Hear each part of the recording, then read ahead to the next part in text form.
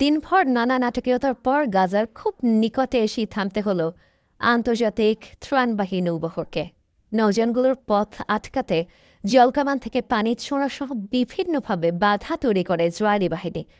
সশস্ত্র অভিযানের মাধ্যমে চালানো হয় ধরপাকড়। ৪৪টি জাহাজের মধ্যে একটি ছাড়া বাকি সবগুলো আটক করে আশদোদ বন্দরে নেওয়া হয়েছে।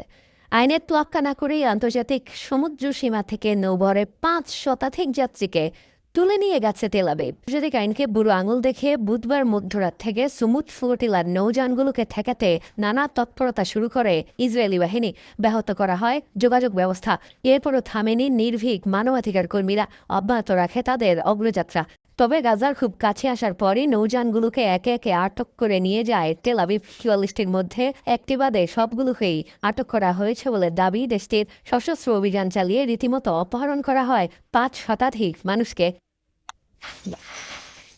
নৌযানগুলো যে ইসরায়েলি বাহিনীর আক্রমণের শিকার হয়েছে, বুধবার রাতে ভিডিও বার্তায় সেটি জানিয়েছিলেন বহরের জাহাজে থাকা বাংলাদেশের আলোকচিত্রী শহীদুল আলম।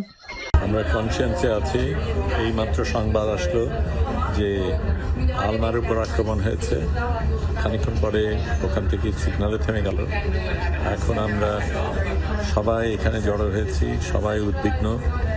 এখানে বসে বিভিন্ন জায়গা থেকে আমরা রিপোর্ট দিতে চেষ্টা করছি।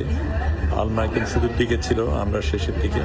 বর্তমানে সুমুদ ফ্লোটিলা যাত্রীদের রাখা হয়েছে আশদোদ বন্দরে। ধারণা করা হচ্ছে এখান থেকে তাদের নেওয়া হবে দেশটির হাই সিকিউরিটি কারাগারে।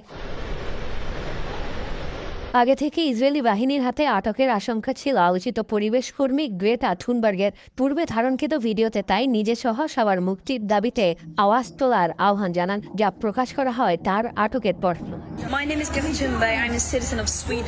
আমার নাম গ্রেটা থুনবার্গ।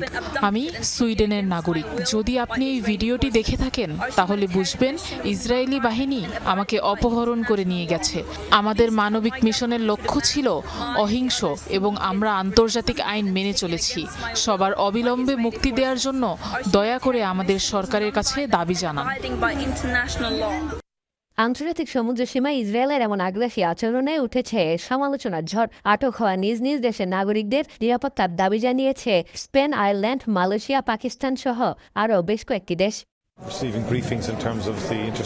আমাদের রাষ্ট্রদূত ইসরায়েলি কর্তৃপক্ষের সাথে যোগাযোগ রাখছেন এবং যারা আটক রয়েছেন তাদের আমরা সার্বক্ষণিক সহায়তা প্রদান করব। তাদের সাথে যথাযথ আচরণ জরুরি। এটি একটি মানবিক মিশন যা কারোর জন্য হুমকি তৈরি করেনি। এর আগেও কয়েকবার আন্তর্জাতিক ত্রাণবাহী নৌবহর আটকে দিয়েছে ইসরায়েল। তবে গ্লোবাল সমুদ্র ছিল এ যাবৎকালে গাজার উদ্দেশ্যে যাত্রা করা সবচেয়ে বড় বহর।